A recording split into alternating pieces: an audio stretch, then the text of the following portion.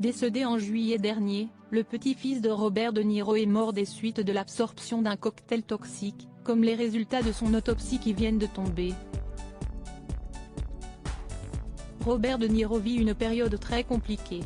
Alors qu'il a accueilli son 7e enfant, fruit de sa relation avec Tiffany Chen, l'acteur de 79 ans a aussi vécu un terrible drame. Son petit-fils, Leandro De Niro Rodriguez est décédé en juillet 2023. Selon les informations rapportées à l'époque par le Daily Mail, le corps du jeune homme a été retrouvé le dimanche 2 juillet 2023, près d'une substance poudreuse blanche. Et les résultats de son autopsie font froid dans le dos. Leandro De Niro Rodriguez est décédé suite à l'absorption d'un mélange toxique de drogue, selon les déclarations du médecin légiste de New York à nos confrères de Page 6. Selon les résultats de l'autopsie, ce cocktail mortel était composé de fentanyl, de bromazépam, de l'alprazolam, de 7-aminoclonazépam, de la kétamine et de la cocaïne. Une femme arrêtée pour avoir vendu de la drogue à Leandro De Niro, un mélange mortel qui a donc coûté la vie de ce jeune homme, qui avait acheté ces différentes substances à une femme qui a été arrêtée.